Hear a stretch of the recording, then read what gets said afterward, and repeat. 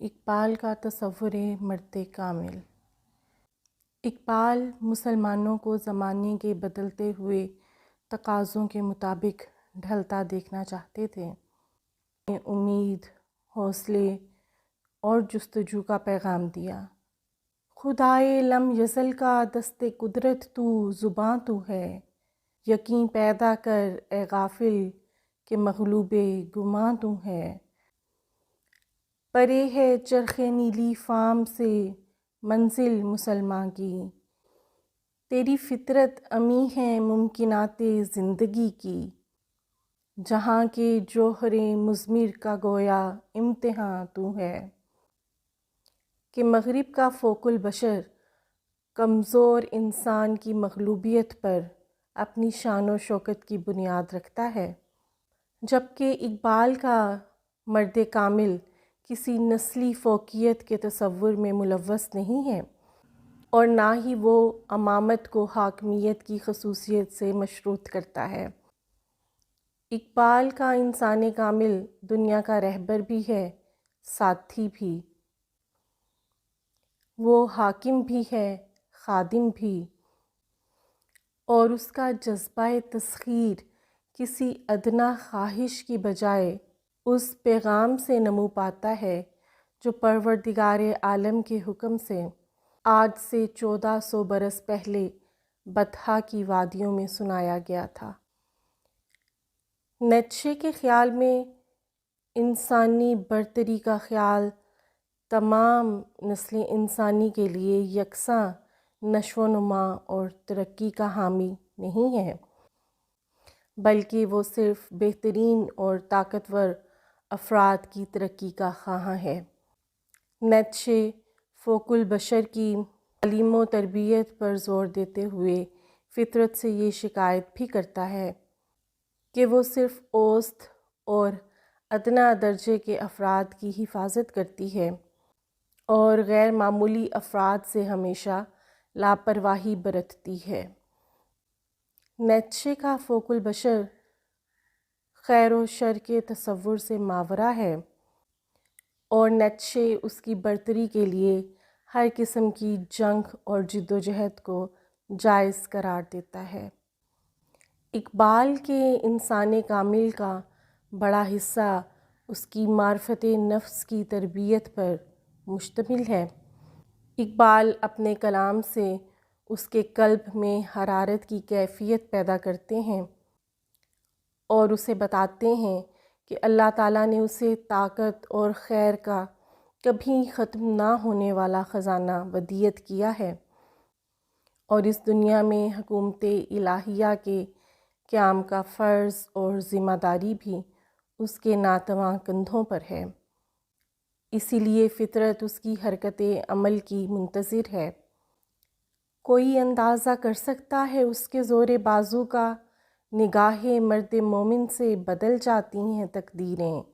ولایت، بادشاہی، علم اشیاء کی جہانگیری، یہ سب کیا ہیں فقط ایک نقطہ ایماں کی تفسیریں۔ یقین محکم، عمل پہ ہم، محبت فاتح عالم، جہاد زندگانی میں ہیں یہ مردوں کی شمشیریں۔ اقبال نے ایمان کو ایک بے حد وسیع معنی کے طور پر استعمال کیا ہے۔ وہ اللہ کے رسول، اس کی کتابوں اور یوم آخرت پر ایمان لانے کی تلقین کرتے ہیں، اور اس کے ساتھ ساتھ وہ چاہتے ہیں کہ انسان اپنے آپ پر بھی ایمان لائے۔ من عرف نفسہ فقد عرف ربہ، انسان کامل کی منزل کا ایک اہم زینہ ہے۔ اقبال کا مرد کامل ان کے نظریہ معرفت اور تصور خودی کا حامل ہے۔ انہوں نے احساس خودی اور عرفان نفس کے تصورات کو جس انداز سے بیان کیا ہے، مرد کامل کی تشکیل اس کا منطقی نتیجہ ہے۔ اقبال کا انسان کامل اس جہان رنگ و بو کا حکمران ہے، اور اس کائنات کے تمام مظاہر اس کے تابع ہیں، تمام خزانے اس کے قدموں میں بکھرے پڑے ہیں۔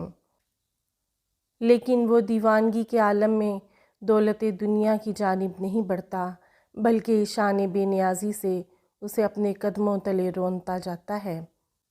وہ عالم اسباب کا غلام نہیں، بلکہ عالم کی تعمیر اور تہذیب اس کی مرہون منت ہے۔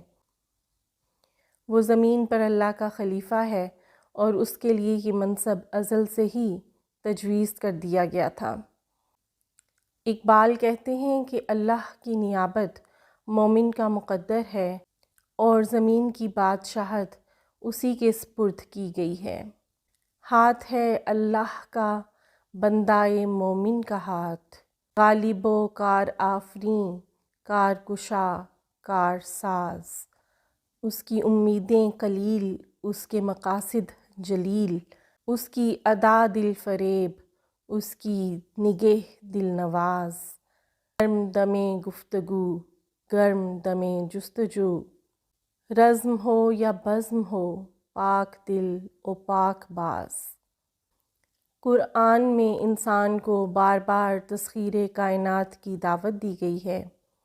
مرد کامل عناصر فطرت کو اپنے ارادوں کے تابع کر کے استعمال میں لاتا ہے۔ وہ زندگی اور ماحول کی تسخیر کے ذریعے کائنات کے ارتقاء کا خواہش مند ہے۔ اقبال کا انسان کامل مثبت انداز فکر اور توانا ذہنیت کا مالک ہے۔ وہ روحانی بلند نظری اور عالی حوصلگی کی علامت ہے۔ اقبال کا انسان کامل سپاہی بھی ہے، درویش بھی، حکمران بھی ہے، قلندر بھی۔ وہ بلند حوصلہ بھی ہے اور بے نیاز بھی۔ جب وہ میدان عمل میں قدم رکھتا ہے تو قدرت اس کی فتح کا سامان پیدا کر دیتی ہے۔ زمانے کی گردش اور ادنیٰ اقدار کے تسلط سے ہمارے ذہنوں سے محو ہو گیا تھا۔ اقبال کا انسان کامل ایسے نظام حیات کا ضامن ہے جس میں بندگی اور خواجگی کی کوئی حیثیت نہیں۔ اقبال کا انسان کامل اپنی شخصیت اور کردار کے اعتبار سے ایک متوازن اور حقیقی انسان ہے۔ آج کے لیے بس اتنی ہی گفتگو۔ آئندہ لیکچر میں ایک نئے موضوع کے ساتھ حاضر ہوں گے۔ اللہ حافظ۔